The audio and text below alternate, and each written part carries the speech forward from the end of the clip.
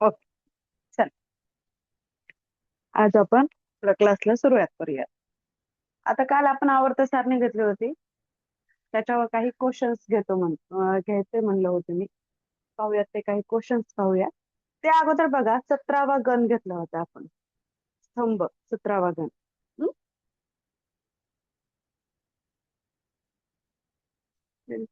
Blur वाटते का?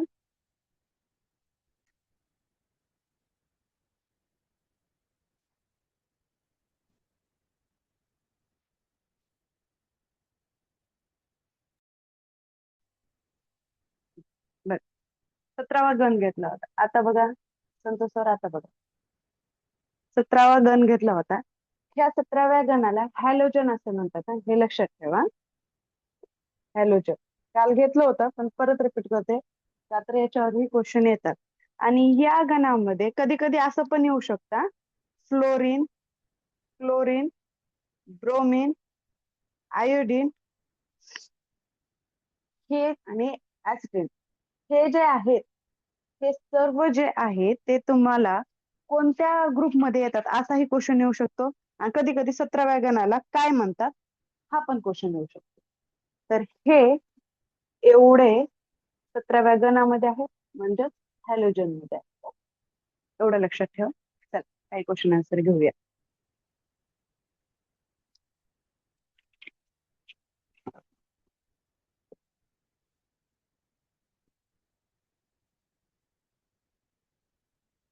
Paper एक साठी जास्त उपयोगाचं नाही, थोडस आहे पण जास्त नाही. क्वेश्चन आन्सर करा, आजच्या दिवस करा, काही प्रॉब्लेम नाही. क्वेश्चन आन्सर करा. बघा, पहिला क्वेश्चन. एखाद्या मूलद्रव्यातील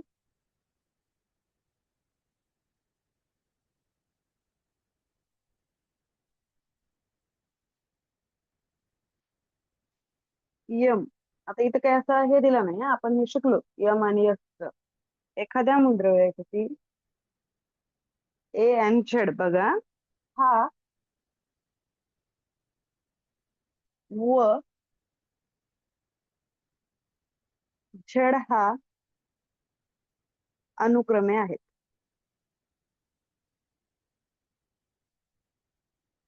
आता कसं आहे अनुक्रमे सांगा ह्याच्यामध्ये. बघा, पहिल्यांदा काय येतो मग, पहिला पर्याय आहे अणुअंक, नंतर येणार वस्तुमान.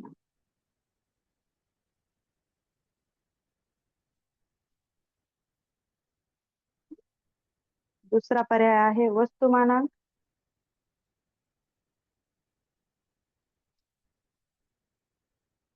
अणुअंक.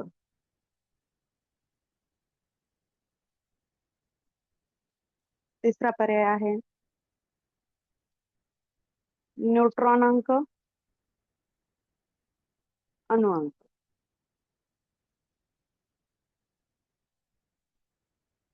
चौथा पर्याय आहे इलेक्ट्रॉन अंक, अणुअंक.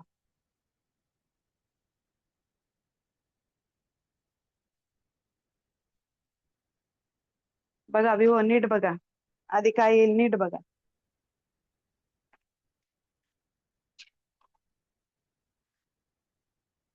कोणताही मूलद्रव्य आला तर त्याची सिरियल येते, आपण शिकलो. सिरियल येते 1 2 3 4 5 6 7 8 9 10.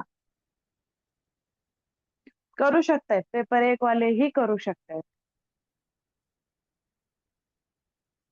आपण शिकलो अणुअंकाप्रमाणेच त्याच्या अणुवस्तुमानांक येतो. म्हणजेच ह्याचा पर्याय क्रमांक 1 आहे. समजा हायड्रोजन लिहिलाय, 1 वर आहे, म्हणजेच त्याचा अणुअंक अगोदर येणार, नंतर त्याचं बाकीचं येणार. हेलियम 2, आधी अणुअंक येणार. बरं, चला पुढचा प्रश्न.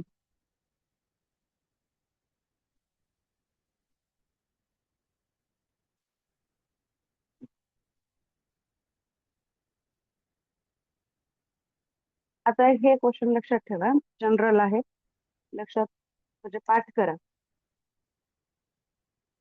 खालीलपैकी सर्वात जड जड अणु आहे. सर्वात जड अणु हा.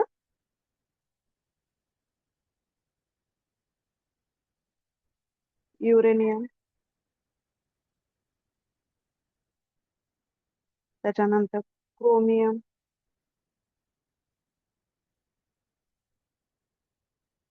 तिसरा आहे पारा. आणि चौथा आहे रेडियम. बघा अणु विचारले, धातू नाही हा. बरोबर आहे. आता कोणी सांगितलं त्यांचं तर बरोबर आहे.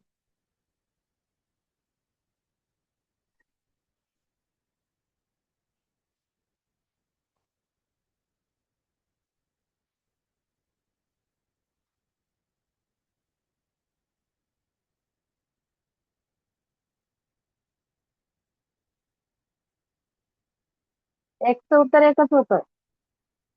एकचं उत्तर एकच होतं आणि दोनचं उत्तर पण एकच आहे, युरेनियम. हे लक्षात ठेवा. हं?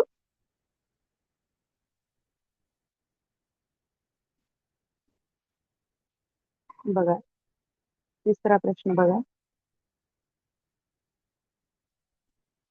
आवर्त सारणीतील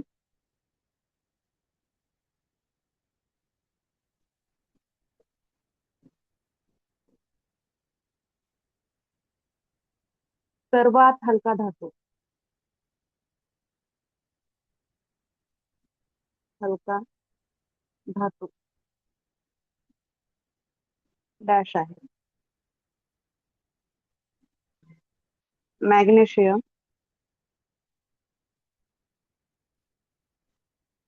मॅग्नेशियम. दुसरा झिंक.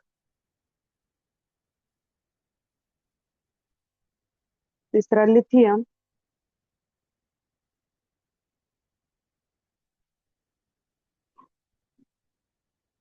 आणि चौथा सोडियम.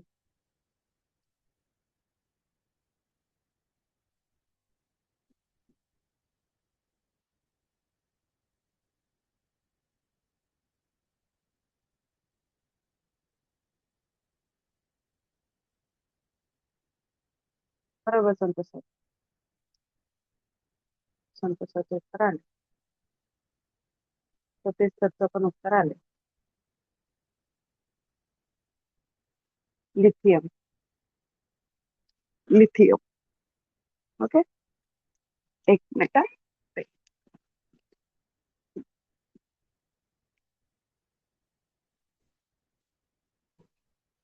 त्यानंतरचा क्वेश्चन घेऊया आपण.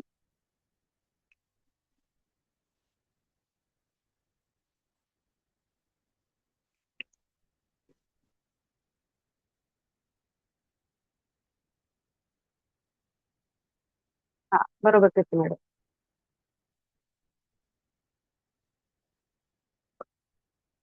आधुनिक आवर्त सारणी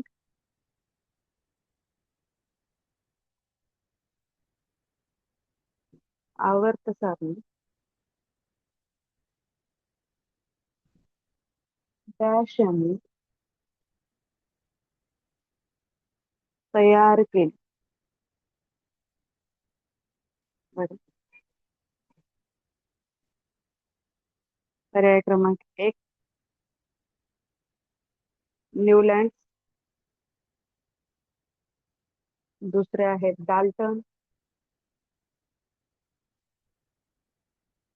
तिसरे आहेत मोस्ले.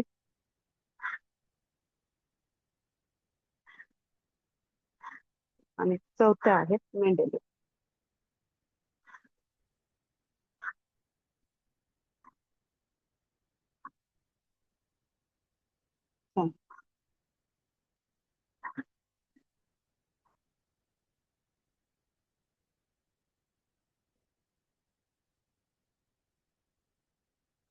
कीर्ती मॅडमचं बरोबर आहे. संतोष सर नीट बघा.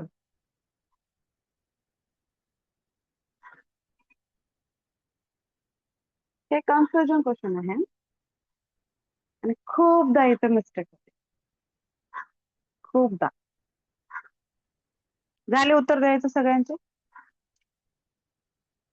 पटकन द्या, अजून विचार करा. रोहिणी मॅडमचं बरोबर आहे, सॉरी चुकलंय रोहिणी मॅडम.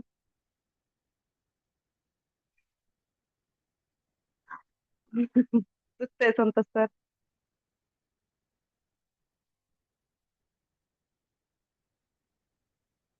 कालचं लेक्चर सर्वांनी परत एकदा रिपीट करा, गरजेचं आहे. मनोज मॅडम चुकताय.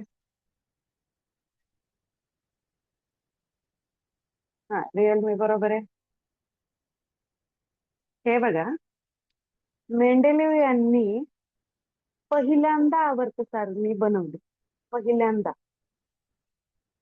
म्हणजे जगात पहिल्यांदा शोध यांनी लावला, पहिल्यांदा. पण आधुनिक आवर्त सारणी, आधुनिक आवर्त सारणी सारणी कोणी बनवली? मोस्ले. आणि ह्या दोघांनी काय केले? बसवण्याचा प्रयत्न केला, तर मांडले, पण आवर्त सारणी बनवली नाही. असं होईल का, तसं होईल का, ह्या दोघांचा जो शोध लागलेलाच ह्या दोघांनी पुढे नेला. ह्या दोघांनी लावलेलं ह्यांनी एकत्र घेतलं. डाल्टनचा तर संबंधच नसल्यासारखं समजा. यांनी पुढे केलं आणि नंतर ह्यांनी मोस्लींनी आधुनिक आवर्त सारणी बनवली. उत्तर 3 आहे. Okay? आता बघा चौथा.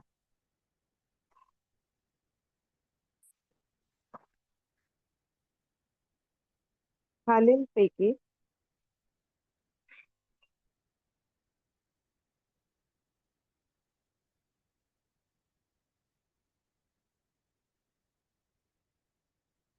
फ्लॅटस पैकी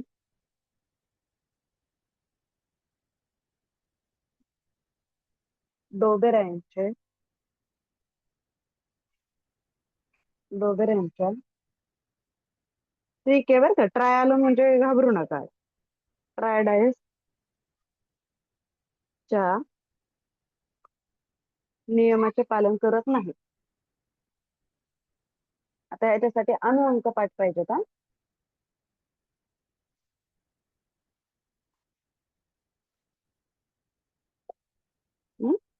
बघा, पहिला लिथियम, ह्याचं एक्झाम्पल आपण काल घेतलं होतं. Sodium, potassium. दुसरा कॅल्शियम सटाईस आणि ब्रोमीन. नंतर तिसरा कॅल्शियम ब्रोमाइड आयोडीन. चौथा कॉपर अर्गॅन आणि बघा, सांग नीट बघा. खालीलपैकी ट्रायडायस पैकी डोबेरायांचे ट्रायड नियमामध्ये पालन करत नाही. म्हणजे डोबेरायांच्या त्रिकेमध्ये हे च्या मधला कोणता गट बसत नाही. ह्याच्यासाठी आपल्याला माहित पाहिजे अणुअंक.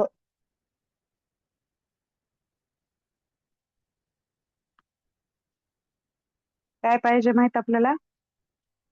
अणुअंक.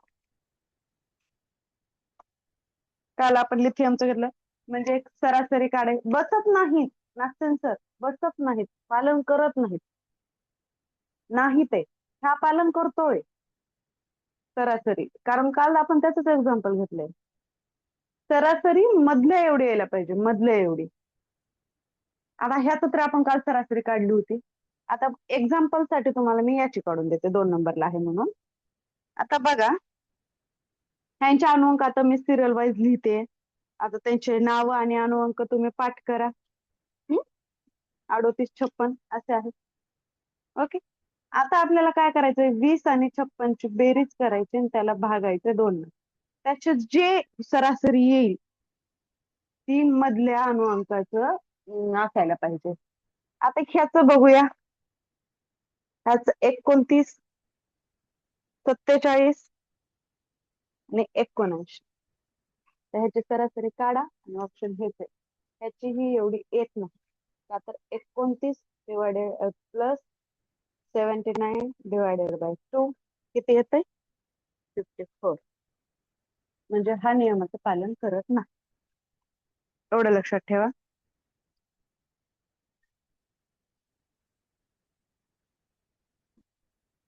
चल पुढचं.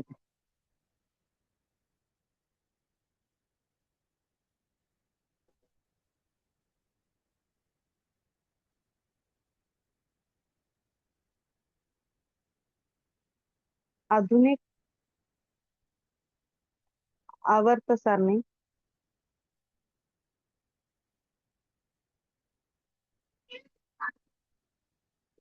कोणत्या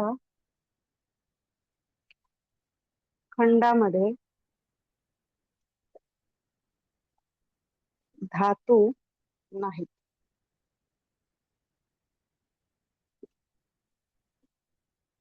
एस ब्लॉक,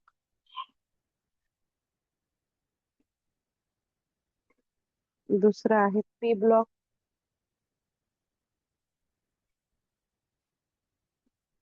तिसरा आहे डी ब्लॉक आणि चौथा आहे एफ ब्लॉक.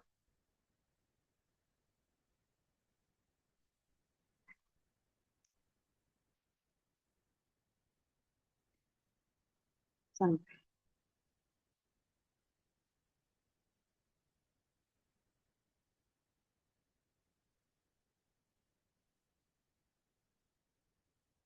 बघा नीट बघा.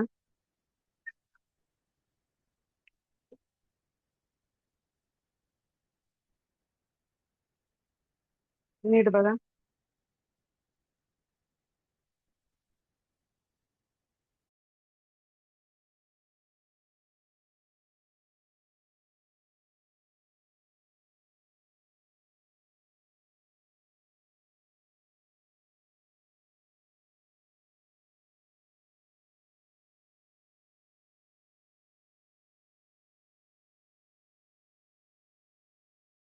बघा धातू नाहीत, पी ब्लॉक, पी ब्लॉक. चल पुढचा घे.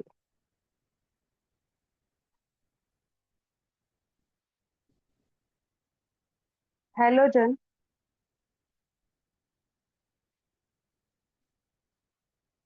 कोणत्या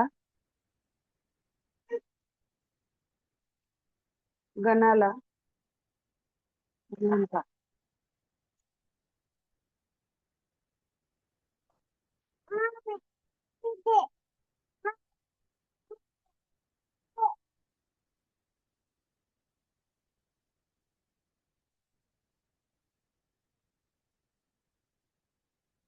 बघा पहिला आहे 18वा गण,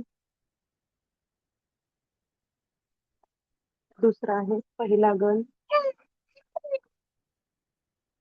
तिसरा आहे 17वा गण, आणि चौथा आहे यापैकी ना.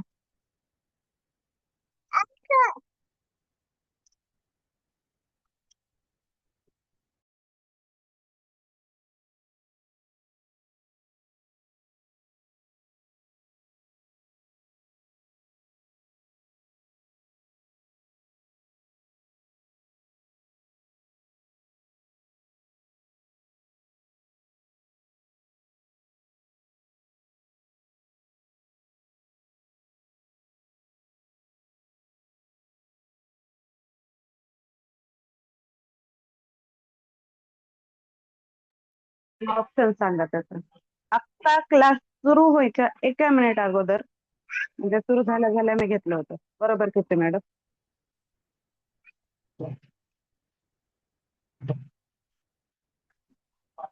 बरोबर संतोष सर. पी चुकतंय. जस्ट त्याला घेतलंय मी, सुरुवात क्लासची करताना त्यानंच केली होती. उत्तर आहे 17वा गण.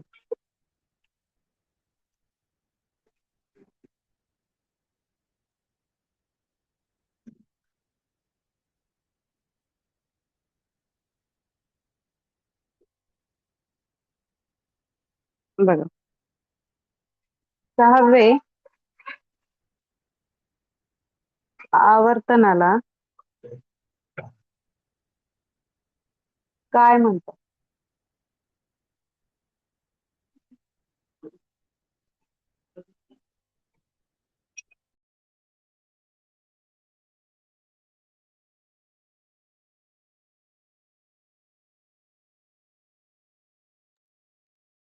बघा पहिला आहे लघु आवर्तन,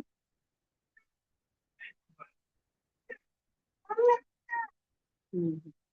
हा, छान छान. हॅलोजन.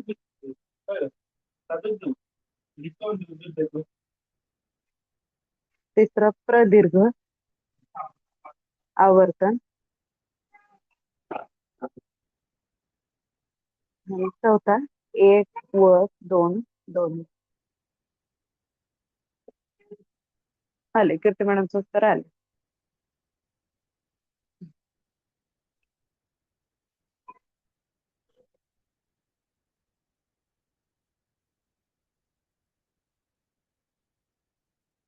सांगा बाकीचं उत्तर अजून.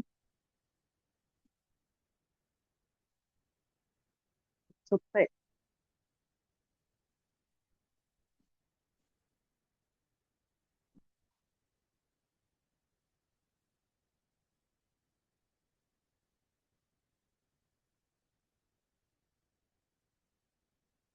बरोबर म्हणाले मॅडम. लघु आवर्तन पहिल्याला म्हणायचं. पहिला जो आवर्तन आहे ना त्याला लघु आवर्तन म्हणतात आणि सहाव्याला प्रदीर्घ आवर्तन असं म्हणतात. ठीक आहे? आधुनिक आवर्त सारणीत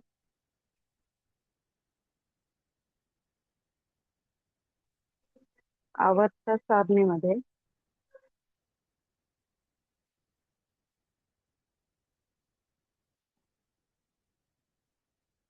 किती आवर्तने आहेत?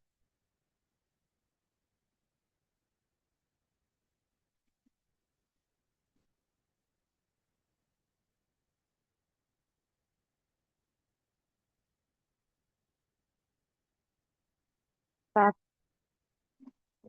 8, 6, 9. मेंडेलिव्हच्या आवर्त सारणीमध्ये पण तेवढेच होते ना, आधुनिक आवर्त सारणीमध्ये पण तेवढेच येतात कधी कधी म्हणाले मॅडम, पण जास्त करून नाही.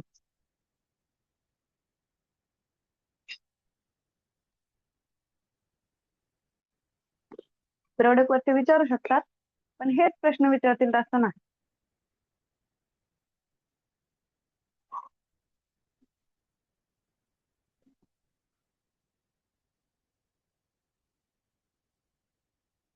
बरोबर करते मॅडम. 7. हं? एक क्वेश्चन घेऊ अजून.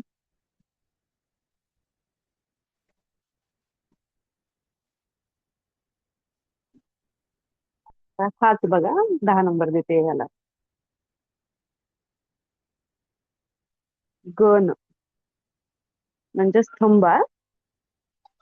7, 9, 18 आणि चौथ्यामध्ये 17. छान.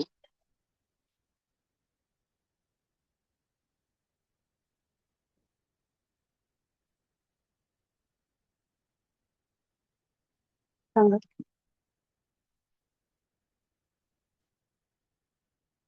स्तंभ. गण म्हणजे स्तंभ.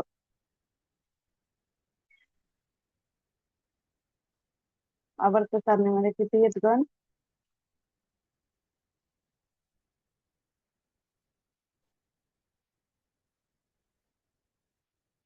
बरोबर प्रिया मॅडम.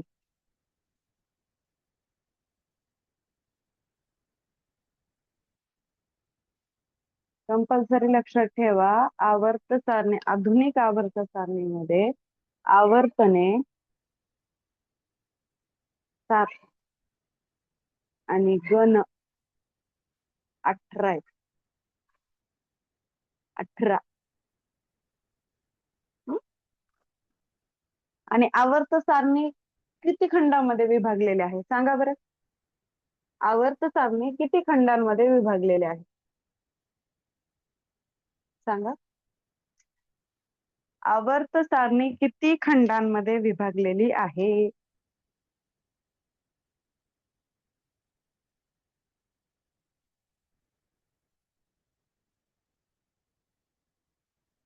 सांगा.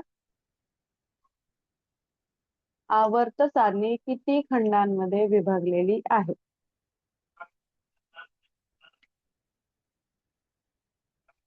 आवर्त सारणी आधुनिकच घ्या. किती खंडांमध्ये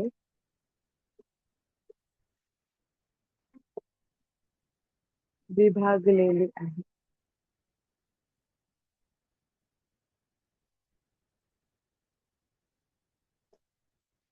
त्याचं उत्तर आहे 4. कोणते ब्लॉक काल शिकलोत ना आपण? C block. पुढचं सांगा. सांगा.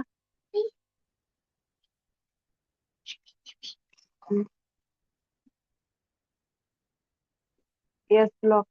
नंतर डी ब्लॉक आणि एफ ब्लॉक. हे लक्षात ठेवा. बी नसतो, डी असतो. हे लक्षात ठेवा. चल, आता पुढच्या याच्याकडे वळणार आहोत आपण, नवीन चॅप्टर कडे. त्याच्यावरचे तोडके मोडके जेवढे क्वेश्चन होतात तेवढे घेतलेले आहेत. आता आपण पेपर 2, पेपर 1 वाल्यांनी लेक्चर नाही केलं तरी चालेल. पेपर 2 साठी नवीन चॅप्टरची सुरुवात करणार आहोत.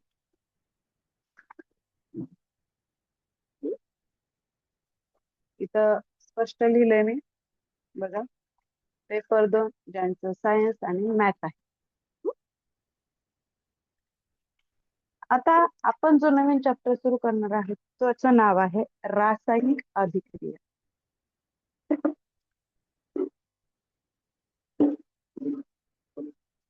रासायनिक अभिक्रिया. आता रासायनिक अभिक्रिया म्हणजे काय सांगा बरं, कोणाला सांगता येईल?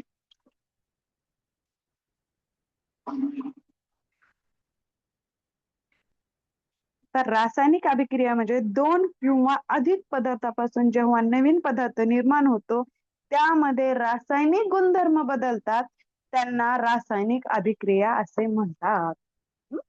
डेफिनेशन तर घेऊया आपण नंतरच, पण आता बघा अगोदर ह्या रासायनिक अभिक्रियेमध्ये काय सांगतात त्यांनी, 2 किंवा 2 पेक्षा जास्त सहभागी होऊन रासायनिक गुणधर्म बनवतात, त्यांना काय म्हणायचं, रासायनिक अभिक्रिया असं म्हणायचं. बघा आता ह्या रासायनिक अभिक्रियेमध्ये कोण कोण सहभागी होतात, की ज्यांचे अष्टक पूर्ण नाही असे, कारण ज्यांचे अष्टक पूर्ण आहेत ते रिएक्शन मध्ये भागच घेत नाही, बरोबर आहे. ते रिएक्शन मध्ये भाग घेत नाही. आता ह्याच्या अगोदर सिम्बॉल वगैरे काही माहिती करून घेऊया. ते तुम्हाला सिम्बॉल सांगते. आता समजा फॉर एक्झाम्पल कोणतेही 2 इथं एलिमेंट्स घेतले, मूलद्रव्य कोणतेही 2, का तर रासायनिक अभिक्रिया करायची 2 तर हवेतच. 2 घेतले, रासायनिक अभिक्रिया झाली C+B.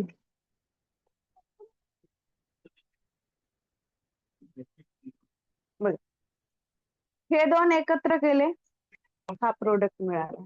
काय प्रोडक्ट, प्रोडक्ट मिळाला. आणि ह्याला म्हणायचं रिएक्टंट.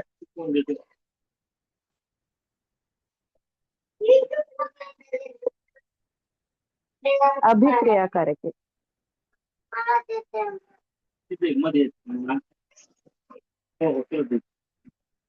आणि ह्याला म्हणायचं उत्पादक.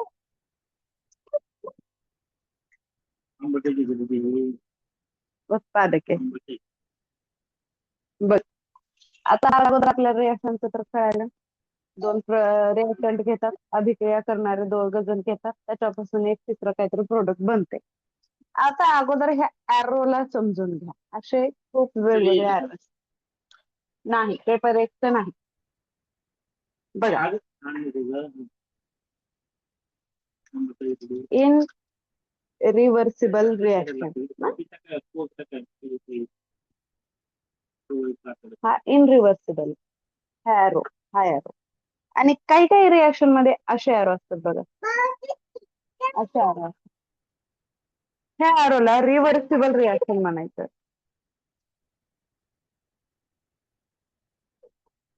Reversible reaction. का बरं? कारण ह्या दोन प्रोडक्ट पासून हा प्रोडक्ट बनलाय, पण पुन्हा डबल हे प्रोडक्ट बनवू, पुन्हा हे असे सतत साखळी सुरू राहणार. पेपर 2 साठी आहे, इथं बघा. पेपर 2 साठी आहे, 1 साठी नाही. बघा, रिव्हर्सिबल रिॲक्शन, हे रिव्हर्सिबल रिॲक्शन. आता काही काही रिॲक्शन मध्ये असे पण एरो येतात. हा ट्रायंगल म्हणजे काय होतं, ही रिॲक्शन करताना हे जे मूलद्रव्य आहे त्यांना हीट दिलेली आहे. काय केलेलं आहे? हीट दिलेली आहे. आता बघा, काही काही रिॲक्शन मध्ये काय करतात, ए प्लस बी रिॲक्शन केली, आपल्याला मिळालं सी प्लस डी. आता इथं कधी कधी असं एस लिहितात, कधी इथं एल लिहितात, कधी इथं ए क्यू असतं आणि कधी इथं जी असतं. ह्याचं काय असणार? एस म्हणजे सॉलिड, एल म्हणजे लिक्विड, ऍक्वेस म्हणजे वॉटर, जी म्हणजे गॅस. त्यांच्या रिॲक्शन अशा झालेल्या असतात. आणि काही काही रिॲक्शन मध्ये बघा, असं इथून वर गेलेलं एक एरो दाखवतात. याचा एरोचं म्हणजे जर काही सिम्बॉल म्हणतात, असं वर गेलेला एरो असतो म्हणजे त्याचं वाफेमध्ये रूपांतर होते किंवा तो सुटतो, वरच्या दिशेने जातो. आणि काही काही रिॲक्शन मध्ये असा एरो केलेला असतो, याचं जे सिम्बॉल राहतो तो खालच्या दिशेने जमिनीकडे जातो, जमिनीकडे जातो. हा, अगोदर तुम्हाला हे एवढे हे समजलं का? रिॲक्शनचे सिम्बॉल समजले का? सांगा. आता बघा, एक सांगतो, रासायनिक अभिक्रिया ए प्लस बी, कोणतेही दोन मूलद्रव्य घेतले, एलिमेंट्स घेतले, अभिक्रियाकारके रिॲक्टन्स घेतले, त्याच्यापासून एक प्रोडक्ट मिळाला आपल्याला कोणता पण. आता ह्याला इनरिव्हर्सिबल रिॲक्शन म्हणतात. म्हणजे एकदा प्रोडक्ट मिळाला, काम संपलं. एकदा प्रोडक्ट मिळाला, काम संपलं. आता ही रिव्हर्सिबल रिॲक्शन आहे, ही परत परत परत परत परत परत. ही कसं, समजा बर्फ आहे, बर्फाचं पाणी होतं, पाण्याचं बर्फ होतं, बर्फ आहे, बर्फाचं पाणी होतं, पाण्याचं बर्फ होतं. इथं कसं, समजा एखादा आपण दही घातलं, त्याचं ताक होतो, पण परत दूध होतं का? नाही होत. हा, इथं तूप केलंय म्हणजे हीट दिली आहे त्याला, ताक केलं, लोणी काढलं, तूप केलं. आणि हे सॉलिड लिक्विड कोणत्या बी स्टेट मधलं, सॉलिड लिक्विड ऍक्वेस, पाणी घातलं आणि त्याचं वाफ करून निघून गेलं, आणि हे खालच्या दिशेने गेलं. समजलं? समजलं? दुधापासून लक्षात ठेवा, लक्षात राहील. दूध केलं, दही केलं, इथं पाणी घेतलं, बर्फ केला, हे पाणी घेतलं, बर्फ झाला, बर्फाचं परत पाणी झालं, पाण्याचा परत बर्फ झाला. इथे हीट दिली, तूप केलं म्हणायचं थोडक्यात. आणि हे तर आपल्याला माहिती आहे, ह्याच्यामधलं कोणतंही काही घेऊ शकतो. हे फक्त एक्झाम्पल आहे, ह्याच्यापासून हेच होईल असं नाही. समजलंय?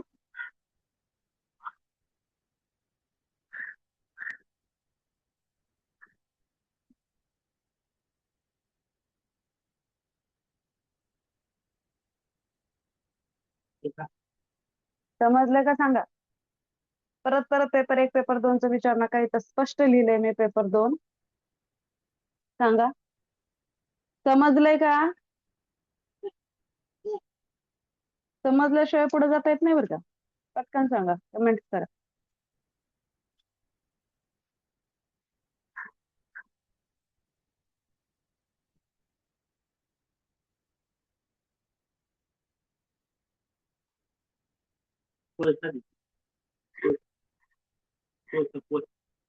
ते बसतायत. ओके, चला चला पुढे जातो. तुम्हाला काल पण सांगितलं, आणि सगळे मधले बसताना सर्वजण बसतायत, पण कमेंट्स मात्र 2-4 मोजके सर मॅडम करतात, त्यांचे अक्षरशः नाव पाठ झालेत आम्हाला. बाकीच्यांचं नाव नाही ना, ओळख नाही म्हणल्यासारखं झाले. तुम्ही बोललात तर आम्हाला लक्षात येतं. आता बघा रिॲक्शन बॅलन्स कशी करायची. रिॲक्शन बॅलन्स कशी करायची.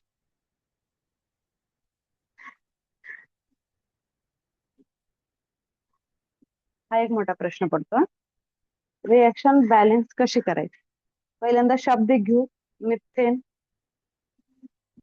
इन जनरल घेते रिॲक्शन असं लक्षात येण्यासाठी एक्झाम्पल आहे हे. ऑक्सिजन यांची रिॲक्शन झाली.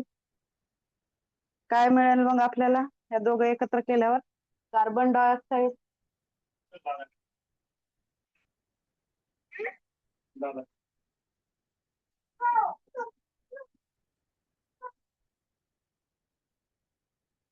कार्बन डायऑक्साईड आणि पाणी. म्हणजे बघा ह्याच्यामध्ये कोण कोण आले अगोदर साईडला काढून घ्यायचे आपल्याला. मिथेन म्हणजे अगोदर इथं तुम्हाला लिहून देते जे की आपली मूलद्रव्याची लिहितात एलिमेंटची तशी रिॲक्शन घेते. वरची शाब्दिक होती ही केमिकलची आहे. CO2 plus H2O. आता कोण कोण आले पहिल्यांदा घेऊ आपण. कार्बन आलाय.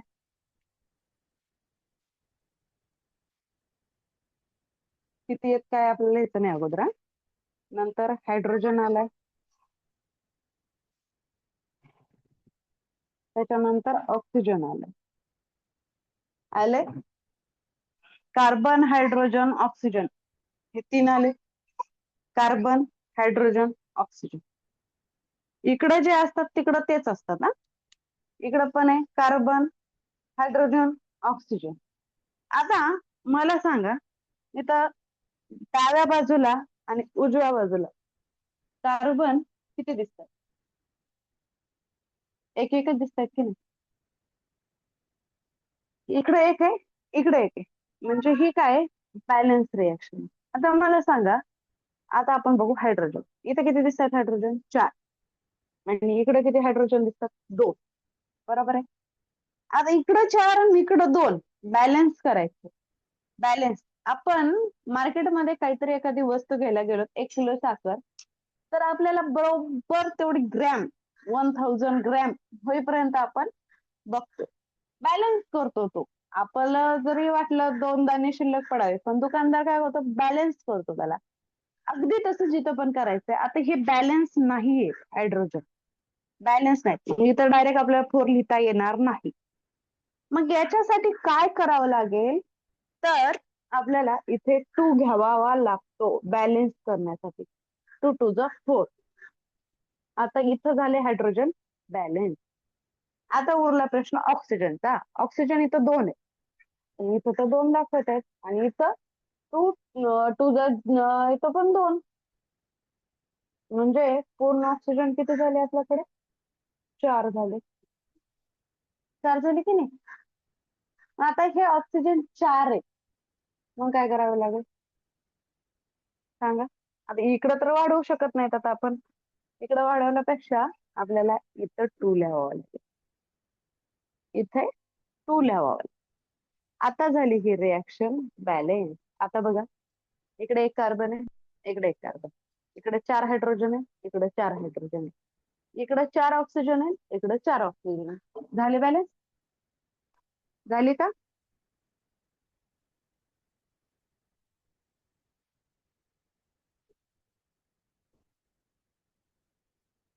सांगा.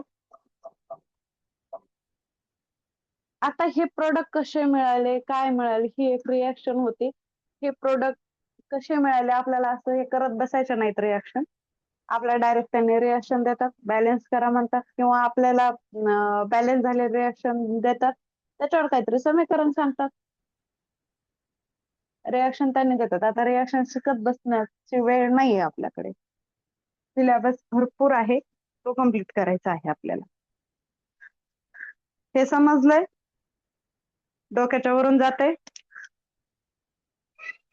बघा रासायनिक अभिक्रियेमध्ये ज्यांचे अष्टक पूर्ण नाहीत तेच याच्यामध्ये भाग घेतात. रासायनिक अभिक्रिया ओके संतोष सरला समजलंय. रासायनिक अभिक्रिया दोन किंवा दोन पेक्षा जास्त प्रोडक्ट घेऊनच म्हणजे मूलद्रव्य घेऊनच त्याचे रासायनिक गुणधर्म एकत्रित होणाऱ्यालाच रासायनिक अभिक्रिया असे म्हणतात. तुम्हाला काही सिम्बॉल सांगितले, एरो सांगितले. रासायनिक अभिक्रियाचे मुळामध्ये 4 प्रकार पडतात. ते 4 प्रकार आपल्याला डिटेलमध्ये पाहायचे आहेत. आता अगोदर इथपर्यंतच आज लक्षात ठेवा. फक्त संतोष सरांची कमेंट आली आहे समजलंय म्हणून. बाकीचे कोणाचेच कमेंट्स आलेले नाही.